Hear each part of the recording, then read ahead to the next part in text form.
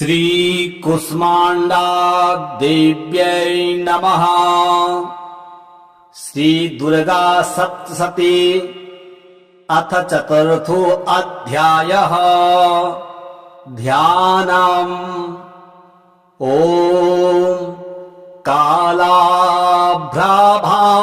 कटाक्षैरविकुलभयदाम्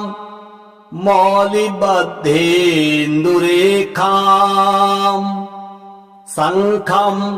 चक्रं कृपाणं त्रिशिखमपि करे रुद्वहन्ते त्रिनेत्राम् सिंहस्कन्धाधिरूढां त्रिभुवनमखिलम् तेजसा पूरयन्तीम् ध्यायेत् दुर्गां जयाख्यां त्रिदश परिव्रताम् सेवितां सिद्धिकामः। ॐ ऋषिरुवाच शक्रादयः सुरगणा निहतेति वीर्ये तस्मिन् दुरात्मनि सुरारिबले च देव्या तां तुष्टुवो प्रतिनम्रशिरोधरान् सा वाग्भिः प्रहर्षपुलुगोत्तमचारुदेहाः देव्या यया तदमिदं जगदात्मशक्त्या निःशेषदेव गणशक्तिसमूहमूर्त्या तामम्बिकामखिलदेव महर्षि पूज्याम् भक्ता नतास्म विदधातु शुभानि सा नः। यस्याः प्रभावमतुलं भगवानन्तो ब्रह्मा हरश्च नहि वक्तुमलं बलं च सा चण्डिकाखिल जगत् परिपालनाय नाशाय चाशुभयस्य मतिं करोतु या श्रीः स्वयं सुकृतिनां भवनेष्वलक्ष्मीः पापात्मनां कृतधियां हृदयेषु बुद्धिः श्रद्धा सतां कुलजन प्रभवस्य लज्जा तां त्वां नतास्म परिपालय देवि विश्वम्। किं वर्णयाम तव रूपमचिन्त्यमेतत् किम चातिवीर्यमसुरक्षयकारि भूरि किं चाहवेषु चरितानि तवाद्भुतानि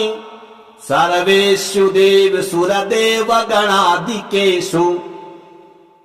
हेतुः समस्त जगतां त्रिगुणापि दोषैर् न ज्ञायसे हरिहरादिभिरप्यपारा सर्वाश्रयाखिलमिदं जगदंशभूत मव्याकृता हि परमा प्रकृतिस्त्वमाद्या यस्याः समस्त सुरता समुदीरणेन तृप्तिं प्रियाति सकलेषु मखेषु देवी स्वाहा शिवै पितृगणस्य च तृप्तिहेतु रुच्चार्यसे त्वमत एव जनः स्वधा च या मुक्तिहेतुरविचिन्त्य महाव्रता त्वम् अभ्यश्चये सुनियतेन्द्रियतत्त्वसारः मोक्षार्थिभिर्मुनिभिरस्तसमस्तदोषैर् विद्यासि सा भगवती परमा हि देवी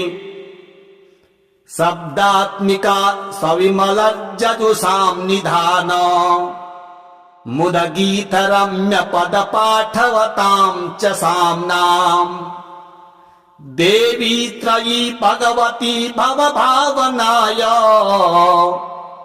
वार्ता च सर्वजगतां परमार्तिहन्त्री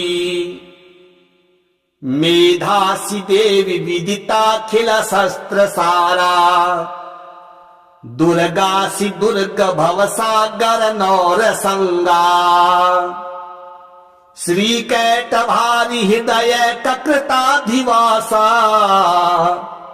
गौरी त्वमेव शशि मौलिकृत प्रतिष्ठा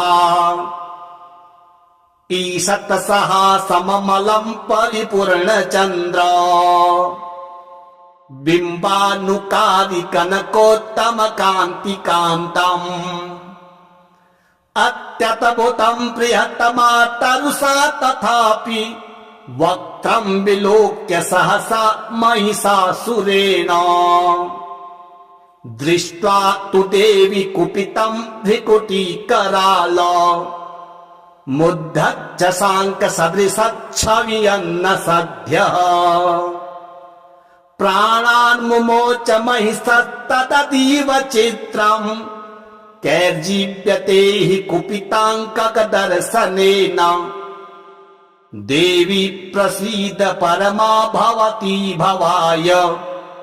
सद्यो विनाशयसि कोपवती कुलानि विज्ञातमेतधुनैव यदस्तमेतन् नीतं बलं सविपुलं महिषासुरस्य ते सम्पदा जनपदे सुधनानि तेषां यशांसि न च सीदति धर्मवर्गः धन्यास्त एव निवृत्तात्मज भृत्यदारा येषां सदाभ्युदयदा भवति प्रसन्ना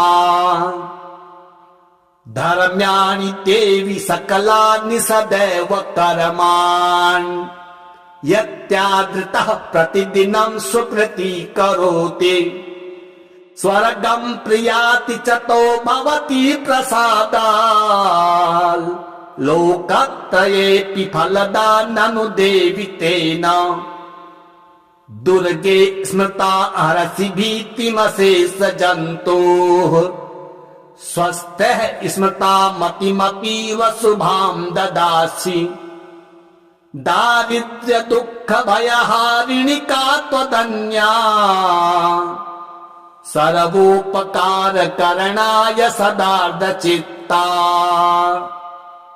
एभिर्हते जगत्पैति सुखं तथैते कुर्वन्तु नाम नरकाय चिराय पापम् संग्राम मृत्युमधिगम्य दिवं प्रयान्तो मतवेति नून महितान् विनिहंसि देवी दृष्ट्वैव किं न भवति प्रकरोति भस्मा सर्वासुरारनिसूयत प्रहिणोषि शस्त्राम् लोकान् प्रियान्तु रिपवोऽपि शस्त्रपूता इत्थं मतिर्भवति ते स्वपितेति साध्वी खड्ग प्रभा निकर विस्फुरणस्तथोग्रैः शूलाग्रकान्ति निवहे नदृशो सुराणाम् यन्नागता विलयमान् सुमतिन्दुखण्डा योग्याननं तव विलोकयतां तदेतत् दुर्वृत्त वृत्त समनं तव देवि शीलम् रूपं तथैतदविचिन्त्यमतुल्यमन्यैः वीर्यं च हन्त्रि तदेव पराक्रमाणाम् वैरिष्वपि प्रकटितैव दया त्वयेत्थम् केनोपमा भवतु तेस्य पराक्रमस्य रूपं च शत्रुभयकार्यतिहारि पुत्र चित्ते कृपा समरनिष्ठुर चातदृष्टा त्वय्येव देवि वरदे भुवनत्रयेऽपि त्रैलोक्यमेतदखिलं रिपुनाशनेन त्रातं त्वया समरमूर्धनि तेऽपि हत्वा नीतादिवं रिपुगणा भयमप्यपास्ता मस्माकमन्मदसुरा विभवं नमस्ते। शूलेन पाहि नो देवी पाहि खड्गेन चाम्बिके, घण्टास्वनेन नः पाहि चापज्यानिः स्वनेन च, प्राच्यां रक्ष प्रतीच्यां च चण्डिके रक्ष दक्षिणे, ब्राह्मणेनात्मशूलस्य उत्तरस्यां तथेश्वरि, सौम्यानि यानि रूपाणि त्रैलोक्ये विचरन्ति ते, यानि चात्यर्थघोराणि तैरक्ष्मास्तास्तथा भुवम्। खड्गशूलगदादीनि यानि चास्त्राणि तेऽम्बिके, करपल्लवसङ्गीनि तैरस्मान् रक्ष सर्वतः। श्रीऋषिरुवाच एवं स्तुतासुरैर्दिव्यैः कुसुमैर्नन्दनोद्भवैः, अर्चिता जगतां धात्री तथा गन्धानुलेपनैः, भक्त्या समस्त्रैर्दिव्यैर्धूपैस्तु धूपिता, प्राह प्रसाद सुमुखी समस्तान् प्रणतान् सुरान्। देव्युवाच वीर्यतां त्रिदशः सर्वे यदस्मत्तोऽभिवाञ्छितम्, देवा ऊचुः भगवत्या कृतं सर्वं न किञ्चिदवशिष्यते। यदहं निहता शत्रु अस्माकं महिषासुरः, यदि चापि वरो देयस्त्वस्माकं महेश्वरि, सस्मृता त्वं नो हिंसेथः परमापदः, यश्च मर्त्या स्त्वैरेभिस्त्वां स्तोष्यत्यमलानने। तस्य वित्तरधिभव वैर्धनदारादिसम्पदाम्, वृद्धये स्मत्प्रसन्ना त्वं भवेताः सर्वदाम्बिके। ऋषिरुवाच इति प्रसादिता देवैर्जगतोऽर्थे तथात्मनः, तथेति युक्ता भद्रकाली बभुवान्तर्हिता नृप। इत्येतत् कथितं भूय भूप सम्भूता सा यथा पुरा, देवी देवशरीरेभ्यो जगत्त्रयहितैषिणी। पुनश्च गौरी देहात् सा समुद्भूता यथा भवत्,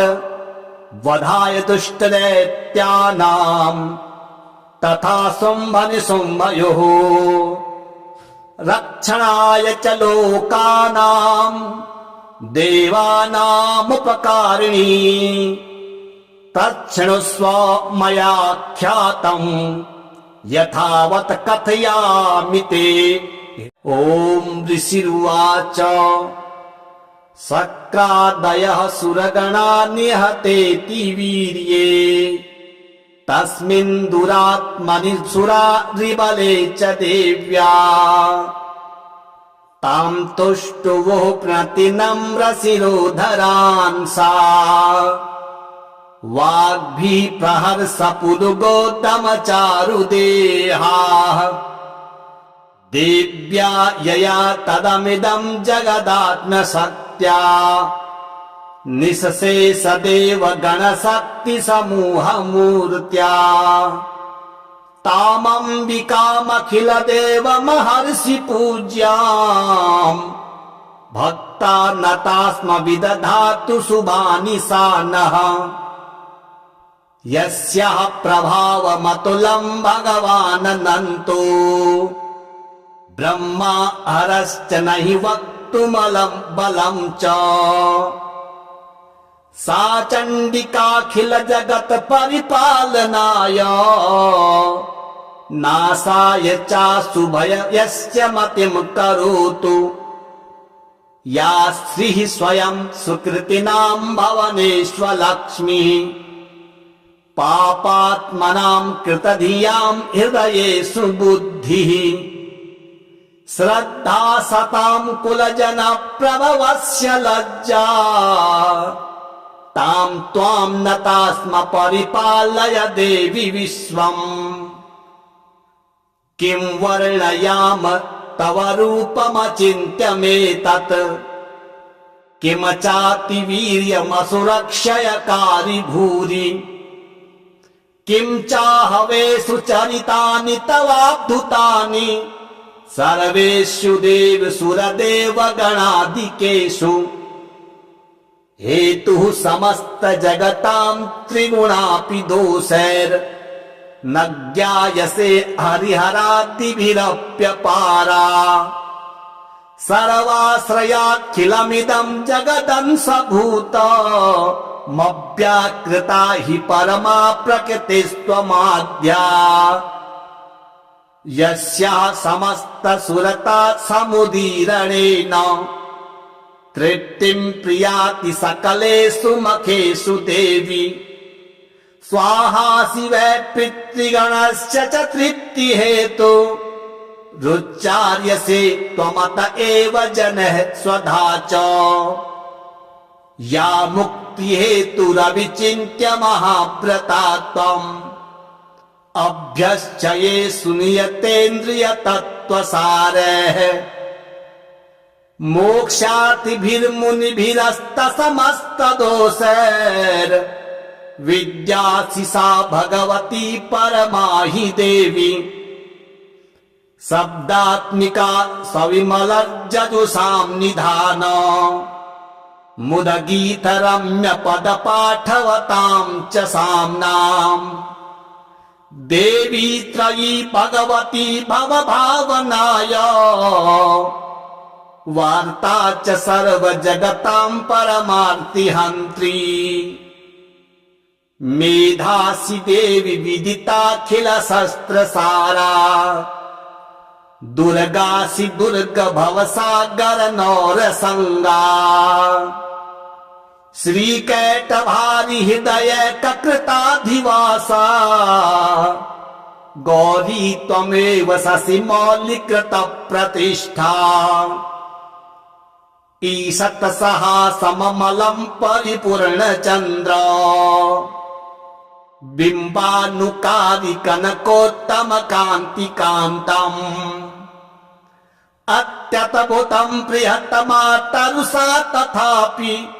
वक्त्रं विलोक्य सहसा महिषासुरेण दृष्ट्वा तु देवी कुपितं भ्रिकुटीकराल मुद्धच्च शांक सदृशच्छवियन्न सद्यः प्राणान् मुमोच महिषस्तदतीव चित्रम् कैर्जीव्यते हि कुपिताङ्ककदर्शनेन देवी प्रसीद परमा भवती भवाय सद्यो विनाशयसि कोपवती कुलानि विज्ञातमेतधुनैव यदस्तमेतन् नीतं बलं सविपुलं महिषासुरस्य ते सम्पदा जनपदेषु धनानि तेषां यशांसि न च सीदति धर्मवर्गः धन्यास्त एव निवृत्तात्मज भृत्यदारा येषां सदाभ्युदयदा भवति प्रसन्ना धर्म्याणि देवि सकलानि सदैव कर्माणि यत्यादृतः प्रतिदिनं सुकृती करोति स्वर्गं प्रियाति चतो भवति प्रसादात् लोकत्रयेऽपि फलदा ननु देवि तेन दुर्गे स्मृता हरसि भीतिमशेष जन्तोः स्वस्थः स्मृता मतिमपीव शुभां ददासि दारिद्र्य दुःख भयहारिणि का त्वदन्या सर्वोपकार करणाय सदार्थ चित्ता एभिर्हते जगत्पैति सुखं तथैते कुर्वन्तु नाम नरकाय चिराय पापम् संग्राम मृत्युमधिगम्य दिवं प्रयान्तो मत वेति नून महितान् विनिहंसि देवी दृष्ट्वैव किं न भवति प्रकरोति भस्मा सर्वासुरारनिसूयत प्रहिणोषि शस्त्राम् लोकान् प्रियान्तु रिपवोऽपि शस्त्रपूता इत्थं मतिर्भवति ते स्वपितेति साध्वी खड्ग प्रभा निकर विस्फुरणैस्तथोग्रैः शूलाग्रकान्ति निवहे नरसो सुराणाम् यन्नागता विलयमान् सुमतिन्दुखण्डा योग्याननं तव विलोकयतां तदेतत् दुर्वृत्त समनं तव देवि शीलम् रूपं तथैतदविचिन्त्यमतुल्यमन्यैः वीर्यं च हन्त्रि तदेव पराक्रमाणाम् वैरिष्वपि प्रकटितैव दया त्वयेत्थम् केनोपमा भवतु तेस्य पराक्रमस्य रूपं च शत्रुभयकार्यतिहारिपुत्र चित्ते कृपा समरनिष्ठुर चातदृष्टा त्वय्येव देवि वरदे भुवनत्रयेऽपि त्रैलोक्यमेतदखिलं रिपुनाशनेन त्रातं त्वया समरमूर्धनि तेऽपि हत्वा नीतादिवं रिपुगणा भयमप्यपास्ता मस्माकमन्मदसुरा विभवं नमस्ते शूलेन पाहि नो देवी पाहि खड्गेन चाम्बिके घण्टास्वनेन नः पाहि चापज्यानि स्वनेन च प्राच्यां रक्ष प्रतीच्यां च चण्डिके रक्ष दक्षिणे ब्राह्मणेनात्मशूलस्य उत्तरस्यां तथेश्वरि सौम्यानि यानि रूपाणि त्रैलोक्ये विचरन्ति ते यानि चात्यर्थघोराणि तैरक्ष्मास्तास्तथा भुवम् खड्गशूलगदादीनि यानि चास्त्राणि तेऽम्बिके करपल्लवसङ्गीनि तैरस्मान् रक्ष सर्वतः श्रीऋषिरुवाच एवं स्तुतासुरैर्दिव्यैः कुसुमैर्नन्दनोद्भवैः अर्चिता जगतां धात्री तथा गन्धानुलेपनैः भक्त्या समस्त्रैर्दिशैर्दिव्यैर्धूपैस्तु धूपिता प्राह प्रसाद सुमुखी समस्तान् प्रणतान् सुरान् देव्युवाच विर्यतां त्रिदशः सर्वे यदस्मत्तोऽभिवाञ्छितम् देवा ऊचुः भगवत्या कृतं सर्वं न किञ्चिदवशिष्यते यदहं निहता शत्रु अस्माकं महिषासुरः यदि चापि वरो देयस्त्वस्माकं महेश्वरि सस्मृता त्वं नो हिंसेथः परमापदः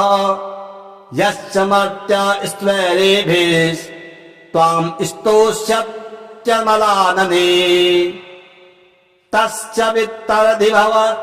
वैर्धनदारादिसम्पदाम् वृद्धये स्मत्प्रसन्नात् त्वं भवेताः सर्वदाम्बिके। ऋषिरुवाच इति प्रसादिता देवैर्जगतोऽर्थे तथात्मनः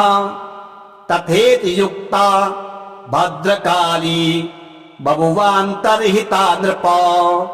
इत्येतत् कथितं भूय भूप सम्भूता सा यथा पुरा देवी देवशरीरेभ्यो जगत्त्रयहितैषिणी। पुनश्च गौरी देहात् सा समुद्भूता यथा भवत् वधाय दुष्टदैत्यानां तथा शुम्भनिशुम्भयोः रक्षणाय च लोकानां देवानामुपकारिणी। तच्छृणुष्व मया ख्यातं यथावत् कथयामि ते। ॐ ऋषिरुवाच शक्रादयः सुरगणा निहतेति वीर्ये तस्मिन् दुरात्मनि सुरा रिबले च देव्या तां तुष्टुवुः प्रतिनम्रशिरोधरान् सा वाग्भिः प्रहर्षपुरुगौतमचारुदेहाः देव्या यया तदमिदं जगदात्मशक्त्या निःशेषदेव गणशक्तिसमूहमूर्त्या तामम्बिकामखिलदेवमहर्षि पूज्याम् भक्ता नतास्म विदधातु शुभानि सा नः। यस्याः प्रभावमतुलं भगवानन्तो ब्रह्मा हरश्च न हि वक्तुमलं बलं च। सा चण्डिकाखिल जगत् परिपालनाय नाशाय चाशुभयस्य मतिं करोतु। या श्रीः स्वयं सुकृतिनां भवनेष्वलक्ष्मीः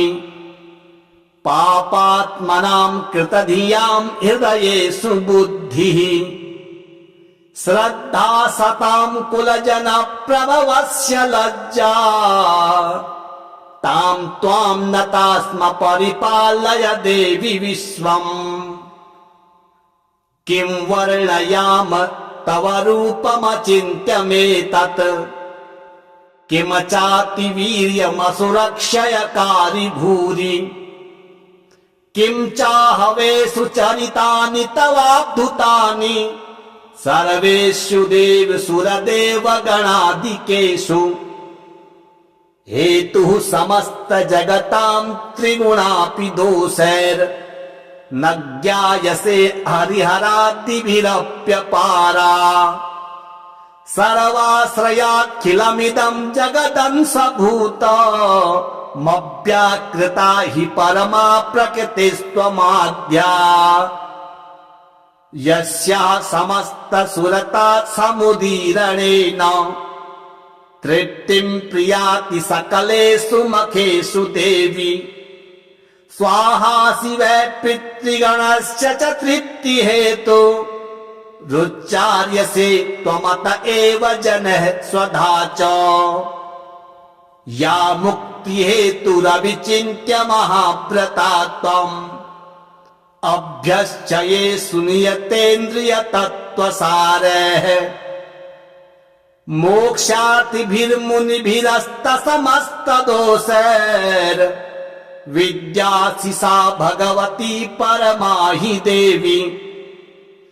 शब्दात्मिका सविमलज्जजुषां निधान मुदगीतरम्य पदपाठवतां च साम्नाम्। देवी त्रयी भगवती भवभावनाय वार्ता च सर्वजगतां परमार्तिहन्त्री। मेधासि देवि विदिताखिल शस्त्रसारा दुर्गासि दुर्ग भवसागर नौरसंगा श्रीकैटभारि हृदय ककृताधिवासा गौरी त्वमेव शशि मौलिकृत प्रतिष्ठा ईशत सहासममलं परिपूर्ण चंद्र बिंबानुकारी कनकोत्तम कांति कांतम अत्यतभुतं प्रियतमा तरुषा तथापि वक्त्रं विलोक्य सहसा महिषासुरेण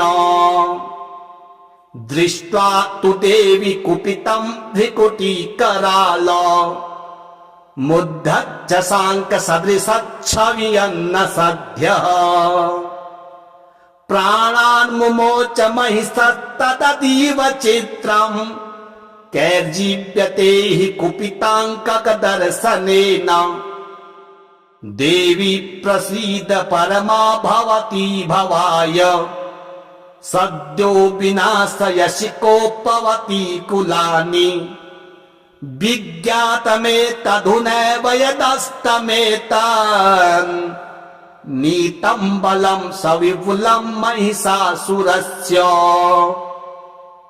ते सम्पदा जनपदेषु धनानि तेषां यशांसि न च सीदति धर्मवर्गः धन्यास्त एव निवृत्तात्मज भृत्यदारा येषां सदाभ्युदयदा भवति प्रसन्ना धर्म्याणि देवि सकलानि सदैव कर्माणि यत्यादृतः प्रतिदिनं सुकृति करोति स्वर्गं प्रियाति चतो भवति प्रसादात् लोकत्रयेऽपि फलदा ननु देवि तेन दुर्गे स्मृता हरसि भीतिमशेष जन्तोः स्वस्थः स्मृता मतिमपीव शुभां ददासि दारिद्र्य दुःख भयहारिणि का त्वदन्या सर्वोपकार करणाय सदार्धचित्ता एभिर्हते जगत्पैति सुखं तथैते कुर्वन्तु नाम नरकाय चिराय पापम् संग्राम मृत्युमधिगम्य दिवं प्रयान्तो मतवेति नून महितान् विनिहंसि देवी दृष्ट्वैव किं न भवति प्रकरोति भस्मा सर्वासुरारनिसूयत प्रहिणोषि शस्त्राम् लोकान् प्रियान्तु रिपवोऽपि शस्त्रपूता इत्थं मतिर्भवति ते स्वपितेति साध्वी खड्ग प्रभा निकर विस्फुरणस्तथोग्रैः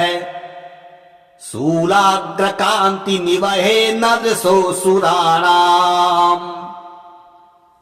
यन्नागता विलयमान्सुमतिन्दुखण्डा योग्याननं तव विलोकयतां तदेतत् दुर्वृत्त समनं तव देवि शीलम्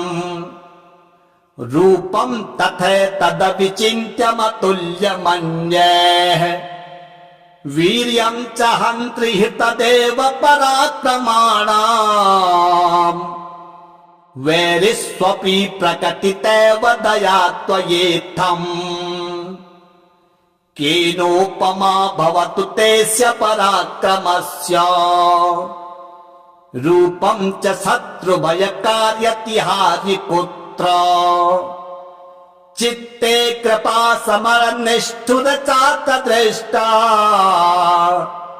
त्वय्येव देवि वरदे भुवनत्रयेऽपि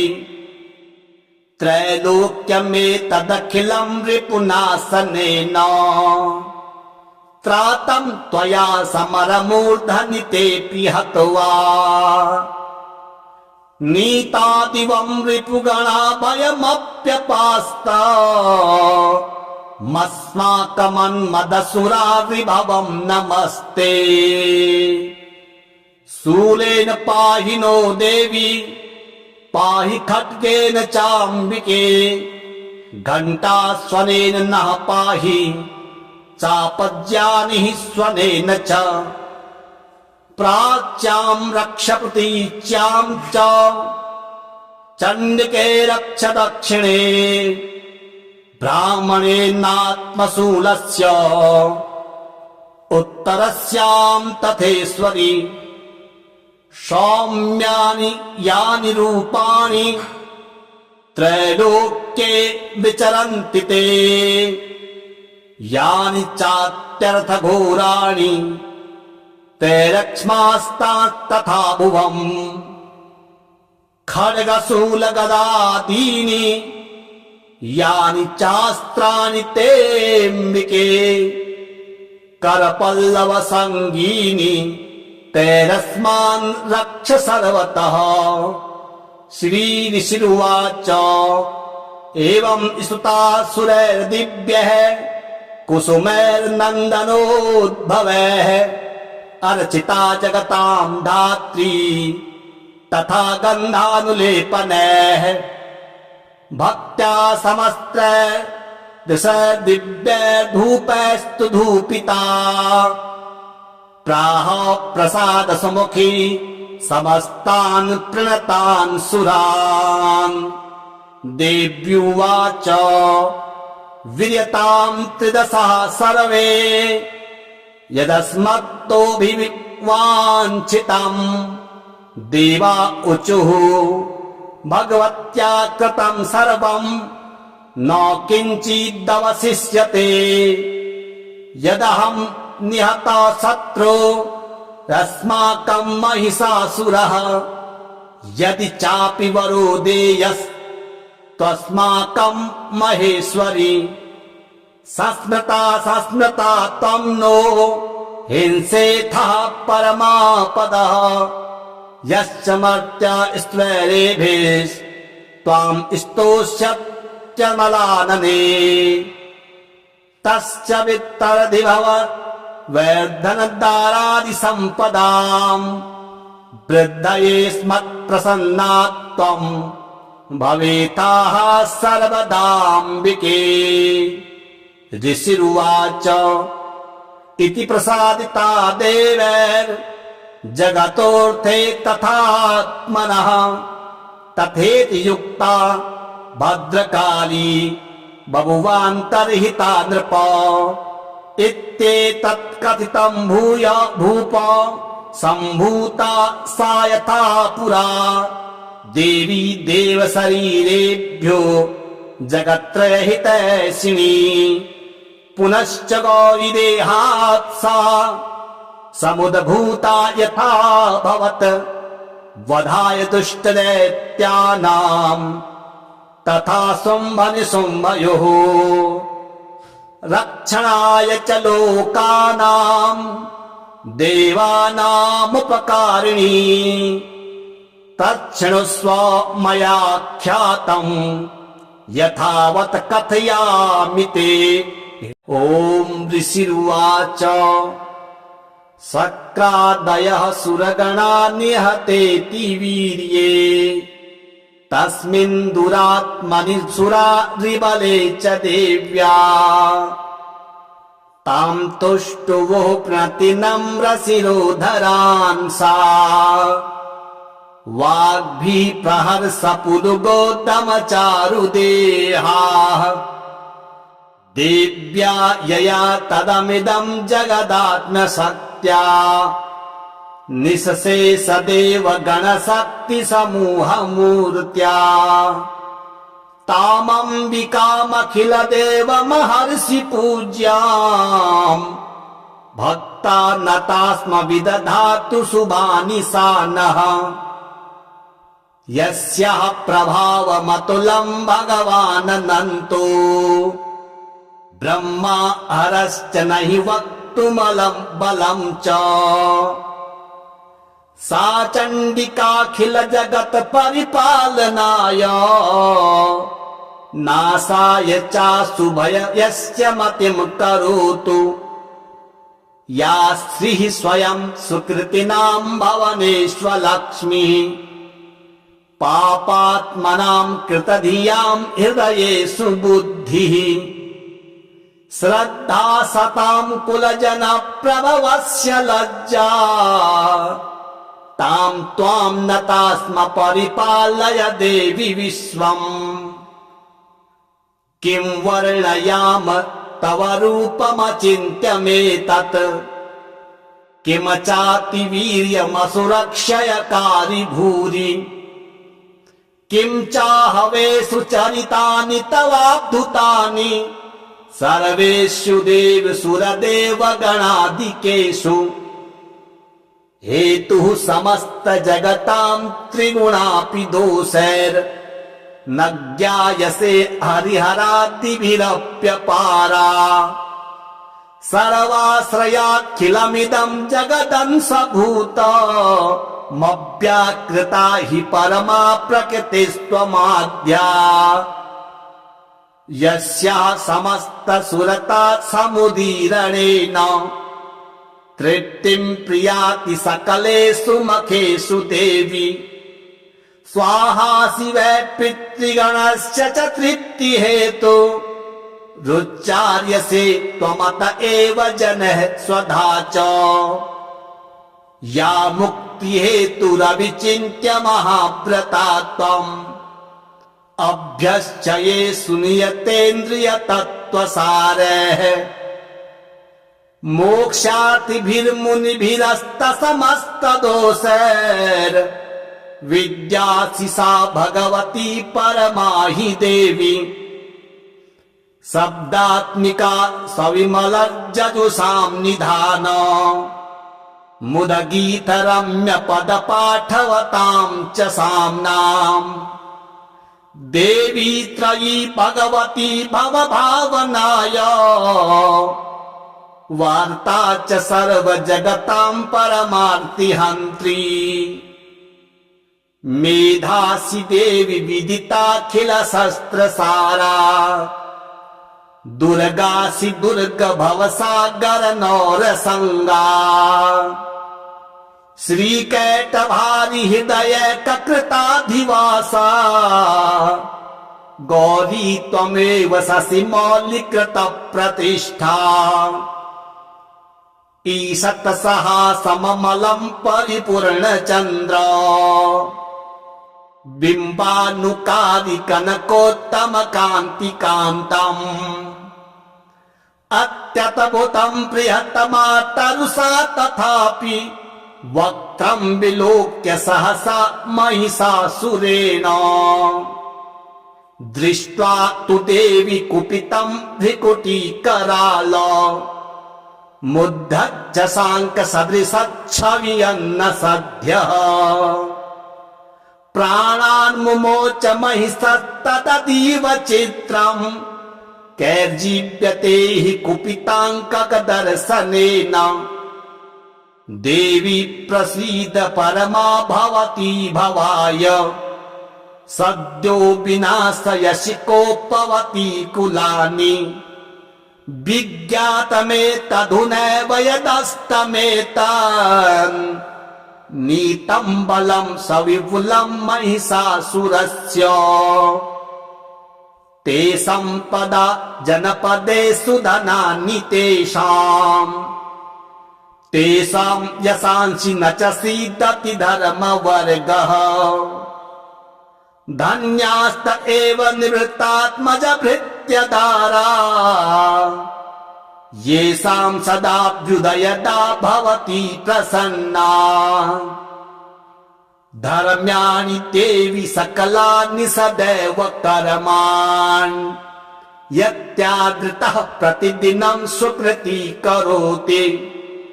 स्वर्गं प्रियाति चतो भवति प्रसादात् लोकत्रयेऽपि फलदा ननु देवि तेन दुर्गे स्मृता हरसि भीतिमशेष जन्तोः स्वस्थः स्मृता मतिमपीव शुभां ददासि दारिद्र्य दुःख भयहारिणि का त्वदन्या सर्वोपकार करणाय सदार्धचित्ता एभिर्हते जगत्पैति सुखं तथैते कुर्वन्तु नाम नरकाय चिराय पापम् संग्राम मृत्युमधिगम्य दिवं प्रयान्तो मतवेति नून महितान् विनिहंसि देवी दृष्ट्वैव किं न भवति प्रकरोति भस्मा सर्वासुरारनिसूयत प्रहिणोषि शस्त्राम् लोकान् प्रियान्तु रिपवोऽपि शस्त्रपूता इत्थं मतिर्भवति ते स्वपितेति साध्वी खड्ग प्रभा निकर विस्फुरणैस्तथोग्रैः शूलाग्रकान्ति निवहे नदृशो सुराणाम् यन्नागता विलयमान् सुमतिन्दुखण्डा योग्याननं तव विलोकयतां तदेतत् दुर्वृत्त समनं तव देवि शीलम् रूपं तथैतदविचिन्त्यमतुल्यमन्यैः वीर्यं च हन्त्रि तदेव पराक्रमाणाम् वैरिष्वपि प्रकटितैव दया त्वयेत्थम् केनोपमा भवतु तेस्य पराक्रमस्य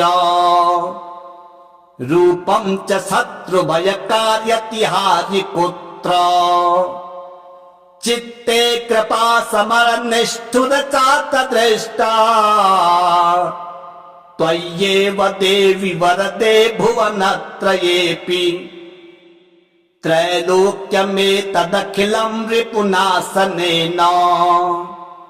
त्रातं त्वया समरमूर्धनि तेऽपि हत्वा नीतादिवं रिपुगणा भयमप्यपास्ता मस्माकमन्मदसुरा विभवं नमस्ते शूलेन पाहि नो देवी पाहि खड्गेन चाम्बिके घण्टास्वनेन नः पाहि चापज्यानि स्वनेन च प्राच्यां रक्ष प्रतीच्यां च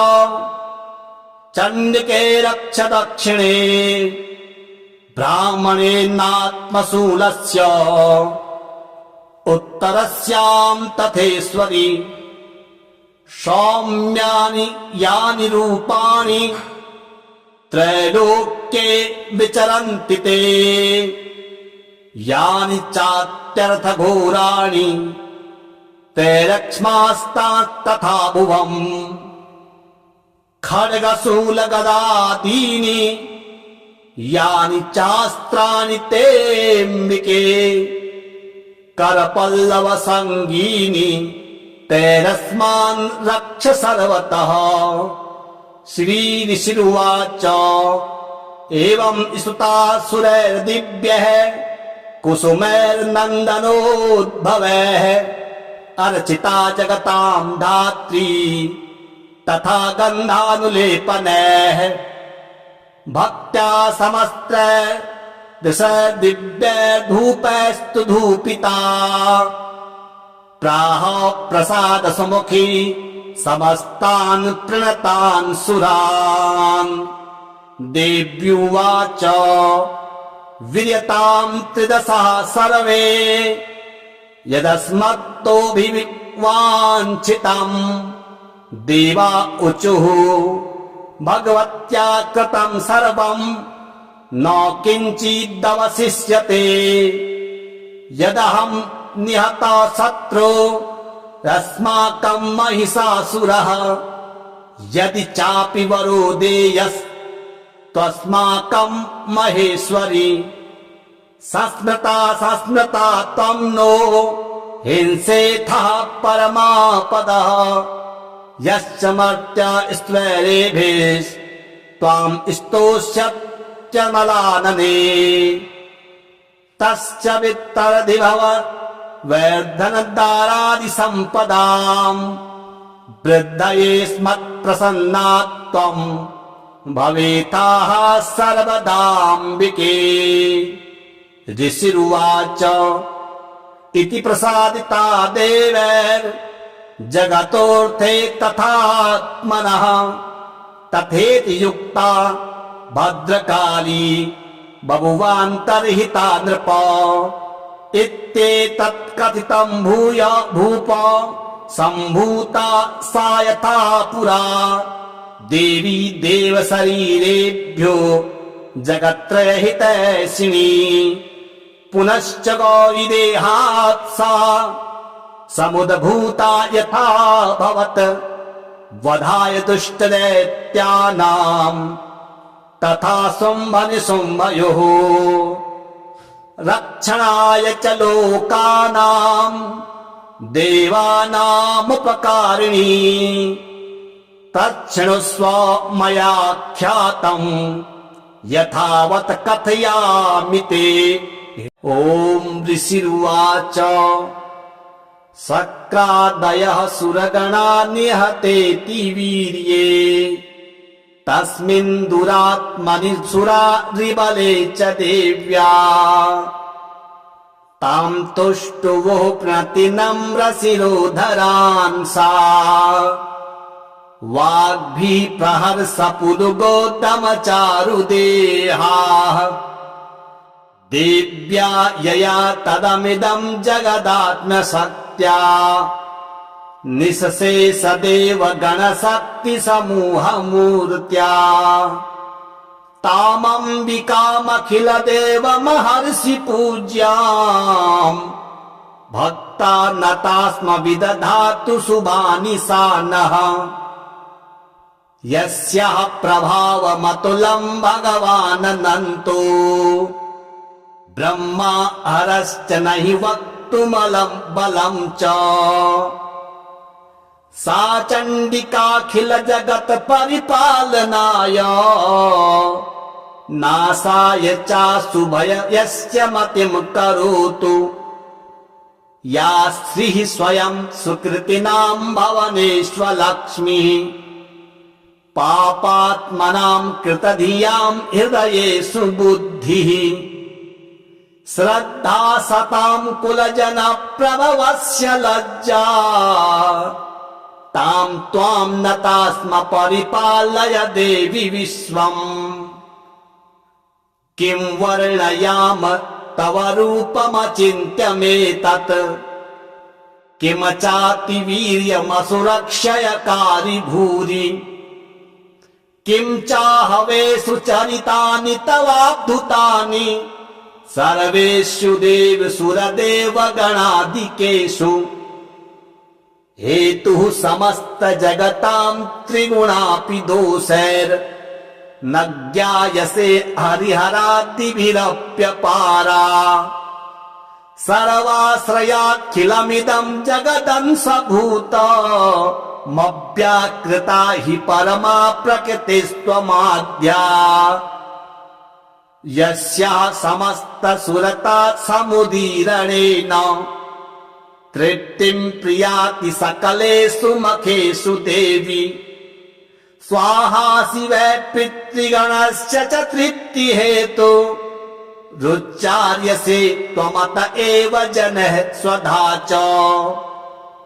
या मुक्तिहेतुरविचिन्त्य महाव्रता त्वम् अभ्यश्चये सुनियतेन्द्रियतत्त्वसारः मोक्षार्थिभिर्मुनिभिरस्तसमस्तदोषैर् विद्यासि सा भगवती परमा हि देवी शब्दात्मिका सविमलज्जजुषां निधान मुदगीतरम्य पदपाठवतां च साम्नाम् देवी त्रयी भगवती भवभावनाय वार्ता च सर्वजगतां परमार्तिहन्त्री मेधासि देवी विदिताखिल शस्त्रसारा दुर्गासि दुर्ग भवसागर नौरसंगा श्रीकैटभारि हृदय ककृताधिवासा गौरी त्वमेव शशि मौलिकृत प्रतिष्ठा ईशत सहासममलं परिपूर्ण चंद्र बिंबानुकारी कनकोत्तम कांति कांतम् अत्यतभुतं प्रियतमा तरुषा तथापि वक्त्रं विलोक्य सहसा महिषासुरेण दृष्ट्वा तु देवी कुपितं भ्रिकुटीकराल मुद्धच्च शांक सदृशच्छवियन्न सद्यः प्राणान् मुमोच महिषस्तदतीव चित्रम् कैर्जीव्यते हि कुपिताङ्ककदर्शनेन देवी प्रसीद परमा भवती भवाय सद्यो विनाशयसि कोपवती कुलानि विज्ञातमेतधुनैव यदस्तमेतन् नीतं बलं सविपुलं महिषासुरस्य ते सम्पदा जनपदेषु धनानि तेषां यशांसि न च सीदति धर्मवर्गः धन्यास्त एव निवृत्तात्मज भृत्यदारा येषां सदाभ्युदयदा भवति प्रसन्ना धर्म्याणि देवि सकलानि सदैव कर्माणि यत्यादृतः प्रतिदिनं सुकृती करोति स्वर्गं प्रियाति चतो भवति प्रसादात् लोकत्रयेऽपि फलदा ननु देवि तेन दुर्गे स्मृता हरसि भीतिमशेष जन्तोः स्वस्थः स्मृता मतिमपीव शुभां ददासि दारिद्र्य दुःख भयहारिणि का त्वदन्या सर्वोपकार करणाय सदार्धचित्ता एभिर्हते जगत्पैति सुखं तथैते कुर्वन्तु नाम नरकाय चिराय पापम् संग्राम मृत्युमधिगम्य दिवं प्रयान्तो मतवेति नून महितान् विनिहंसि देवी दृष्ट्वैव किं न भवति प्रकरोति भस्म सर्वासुरारनिसूयत प्रहिणोषि शस्त्राम् लोकान् प्रियान्तु रिपवोऽपि शस्त्रपूता इत्थं मतिर्भवति ते स्वपितेति साध्वी खड्ग प्रभा निकर विस्फुरणस्तथोग्रैः शूलाग्र कांति निवहे नरसो सुराणाम् यन्नागता विलयमान् सुमतिन्दुखण्ड योग्याननं तव विलोकयतां तदेतत् दुर्वृत्त वृत्त समनं तव देवि शीलम् रूपं तथैतदविचिन्त्यमतुल्यमन्यैः वीर्यं च हन्त्रि तदेव पराक्रमाणाम् वैरिष्वपि प्रकटितैव दया त्वयेत्थम् केनोपमा भवतु तेस्य पराक्रमस्य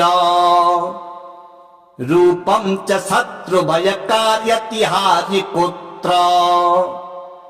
चित्ते कृपा समरनिष्ठुर चातदृष्टा त्वय्येव देवि वरदे भुवनत्रयेऽपि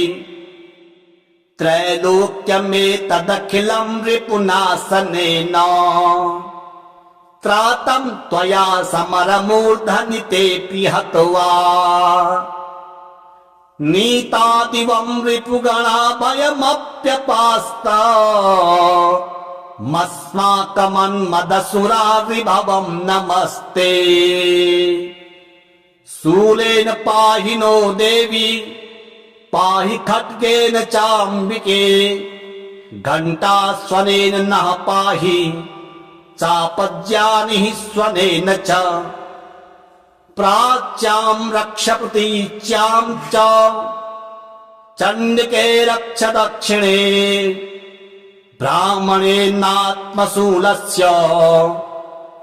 उत्तरस्यां तथेश्वरि सौम्यानि यानि रूपाणि त्रैलोक्ये विचरन्ति ते यानि चात्यर्थघोराणि तैरक्ष्मास्तास्तथा भुवम् खड्गशूलगदादीनि यानि चास्त्राणि तेऽम्बिके करपल्लवसङ्गीनि तैरस्मान् रक्ष सर्वतः श्रीऋषिरुवाच एवं स्तुतासुरैर्दिव्यः कुसुमैर्नन्दनोद्भवैः अर्चिता जगतां धात्री तथा गन्धानुलेपनैः भक्त्या समस्त्रैर्दिशैर्दिव्यैर्धूपैस्तु धूपिता प्राह प्रसाद सुमुखी समस्तान् प्रणतान् सुरान् देव्युवाच वीर्यतां त्रिदशः सर्वे यदस्मत्तोऽभिवाञ्छितम् देवा ऊचुः भगवत्या कृतं सर्वं न किञ्चिदवशिष्यते यदहं निहता शत्रु अस्माकं महिषासुरः यदि चापि वरो देयस्त्वस्माकं महेश्वरि सस्मृता त्वं नो हिंसेथः परमापदः यश्च मर्त्या स्त्वैरेभिस्त्वां स्तोष्यत्यमलानने तश्च वित्तरधिभव वैर्धनदारादिसम्पदाम् वृद्धये स्मत्प्रसन्ना त्वं भवेताः सर्वदाम्बिके ऋषिरुवाच इति प्रसादिता देवैर्जगतोऽर्थे तथात्मनः तथेति युक्ता भद्रकाली बभुवान्तर्हिता नृप इत्येतत् कथितं भूय भूप सम्भूता सा यथा पुरा देवी देवशरीरेभ्यो जगत्त्रयहितैषिणी पुनश्च गौरीदेहात् सा समुद्भूता यथा भवत् वधाय दुष्टदैत्यानां तथा शुम्भनिशुम्भयोः रक्षणाय च लोकानां देवानामुपकारिणी तच्छृणुस्व मया ख्यातं यथावत् कथयामि ते।